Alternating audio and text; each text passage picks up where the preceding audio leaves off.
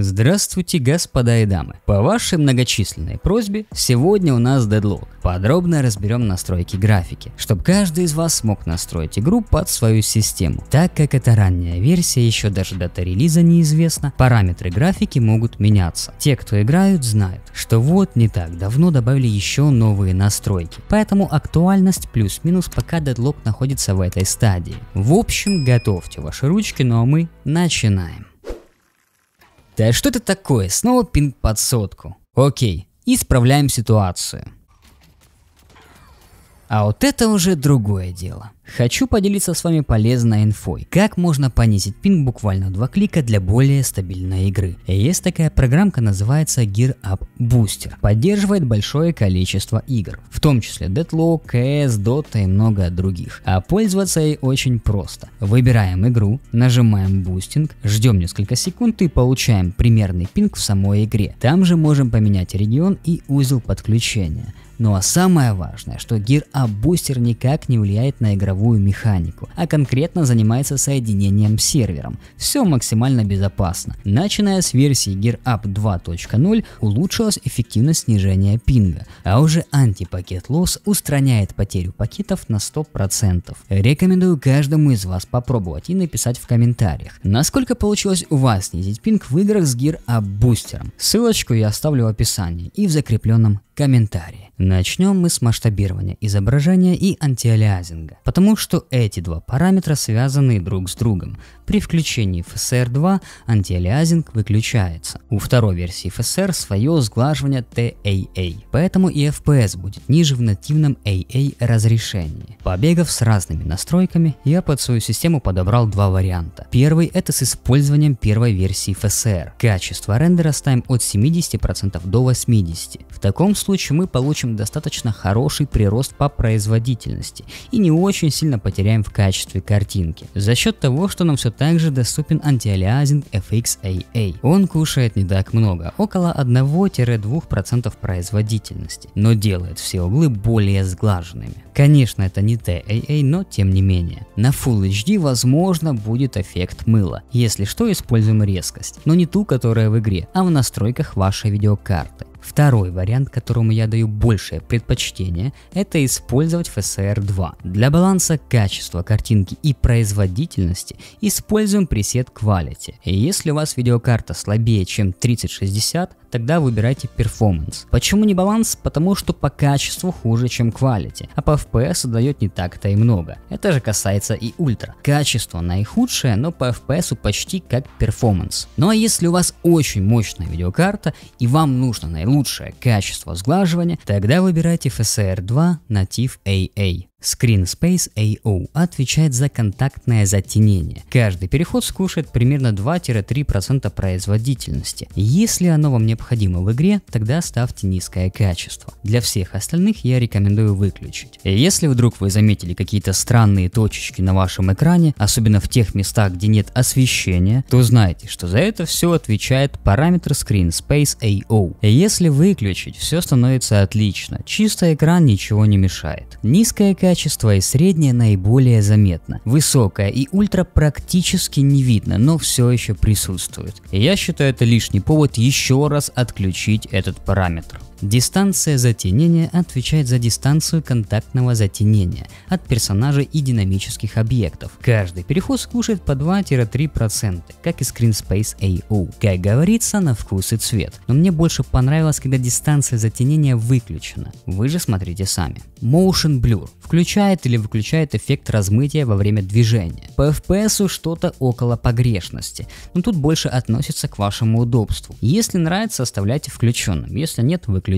Shadow Quality отвечает за разрешение теней. Переход с низкого качества на среднее FPS никак не затронет. При этом многие тени становятся читаемые. Плюс улучшается их детализация. Высокое качество скушает чуть больше 3% производительности. Зависит от локации. А ультра слегка улучшит детализацию и тоже скушает пару процентов. Я рекомендую среднее качество теней. Качество текстур, по всей видимости, сломанный параметр, который на данный момент ни за что не отвечает. На FPS и видеопамять тоже не влияет. Ставьте низкое качество, чтобы избежать каких-то возможных сюрпризов.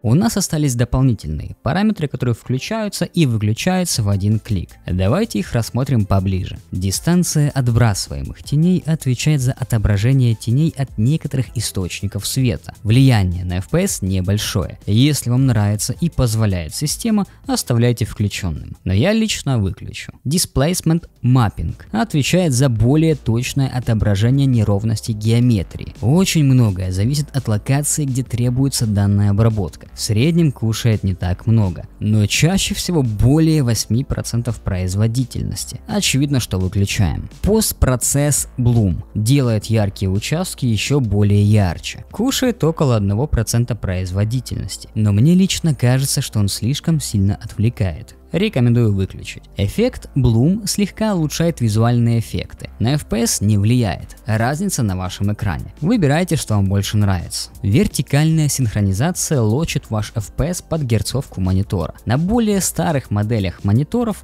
помогает убрать разрыв картинки, ну и прибавить задержку. Поэтому выключайте. Area Lights более корректно отображает источники света. FPS в районе погрешности, но для стабильности я рекомендую выключить. DOF.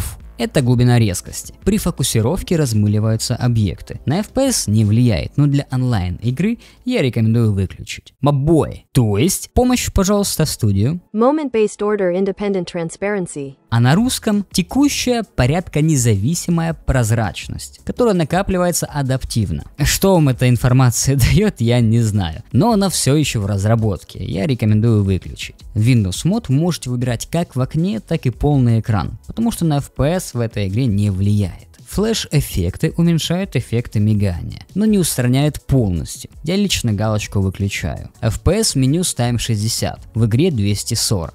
Давайте теперь попробуем выяснить, какой API на данном этапе игры наиболее производительный. Я сыграл несколько матчей на DirectX 11 и Vulkan. Многое зависит от системы. Какой-то серьезной разницы не заметил. Привык больше доверять цифрам, нежели ощущениям, потому что ощущения у всех индивидуальные. Цифры сразу отпадают, потому что повторить сцены точь-в-точь у нас не получится. А по ощущениям, если интересно, Vulkan на 1, может 1,5% более стабильней. Оптимизированные настройки на вашем экране.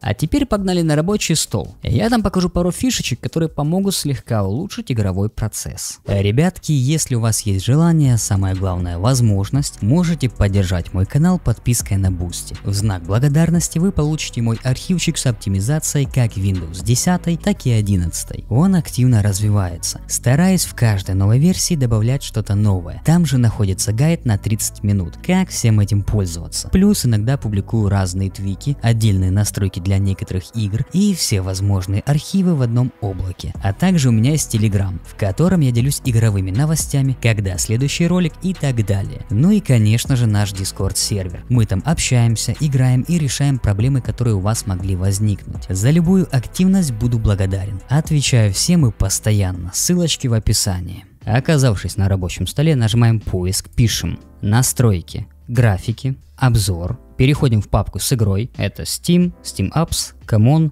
Deadlock, Game, Bin и Win64. Приложение Project 18, добавить. Нажимаем параметры и ставим галочку на высокая производительность, сохранить. Далее переходим на параметры графики. Если вам доступна функция аппаратное ускорение, тогда можете ее включить. Как нам пишет описание, уменьшает время задержки и увеличивает производительность. Перезагружаем систему и залетаем в игру, проверяем. Если у вас наоборот она уже включена, можете отключить ее. И то же самое, перезагрузить систему и зайти в игру, потому что эта настроечка абсолютно индивидуальная. В панели управления NVIDIA переходим на управление параметрами 3D, далее программные настройки, нажимаем вот сюда и ищем в списке Deadlock. Если ее здесь нет, нажимаем добавить и уже ищем в этом списке. То же самое, если не находим, нажимаем обзор, переходим в папку с игрой, то же самое по сути Steam Apps, Common, Deadlock, Game, Bin и Win64. Project 18. Открыть. Анизотропная фильтрация. Выбираем управление от приложения. Если у вас слабая система, выключайте. Вертикальный синхроимпульс. Если в игре вы его не используете, тогда выключаем. GP Rendering OpenGL. Выбираем нашу видеокарту, метод представления Vulkan OpenGL. Используя цепочку буферов DXGI. Частота обновления вашего экрана. Высшая доступная, режим низкой задержки. Для слабых систем выбираем выключить. Для среднемощных ПК выбираем сначала включить. Если все хорошо работает, можете попробовать выбрать ультра. Но тут все индивидуально. Вполне возможно, что у вас появятся фризы. В этом случае откатываемся назад. Режим управления электропитанием. Выбираем режим максимальной производительности. Совместимость с OpenGL. Приоритет совместимости. И в самом низу находим фильтрация текстур, качество. Выбираем высокая производительность. И нажимаем применить. Базовые настройки мы с вами сделали. Залетаем в игру и проверяем вашу производительность. Если все хорошо, на этом можем остановиться. Но если вам необходимо еще больше повысить FPS, тогда залетаем ко мне в телегу и в закрепленном сообщении находим архивчик, называется Байкаска версия 2. Здесь у нас есть 3 папки и различные приложения с ярлыками. Настройка видеокарты. Здесь для AMD-шки, Intel и Nvidia. Далее очистка. Просто очищаем все темп файлы. Выделяем Shift-Delete. Да. То, что не удаляется, нажимаем просто отмена. Возвращаемся назад.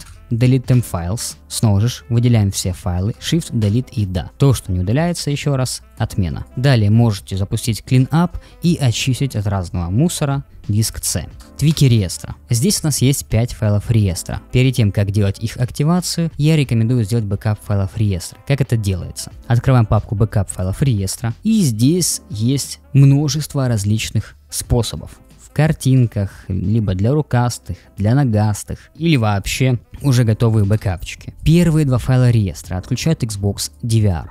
Нажимаем PKM, и если у вас Windows 10, слияние. Далее Game DVR 2 PKM и слияние. Либо просто открыть. Отзывающая система PKM слияние. Сетевой тротлинг тут по желанию нужно проверять на вашей системе. И системный приоритет тоже PKM и слияние. MSI мод. Нажимаем PKM, запуск код имени администратора. Да. Находим нашу видеокарту, ставим галочку на MSI и приоритет мы выбираем High и нажимаем Apply. Xbox Game Bar мы, конечно же, отключаем, и у нас осталась схема питания, максимальная производительность. Открываем текстовый документ, копируем команду, нажимаем PKM, копировать, закрываем, нажимаем PKM на пуск, Windows PowerShell администратор, да.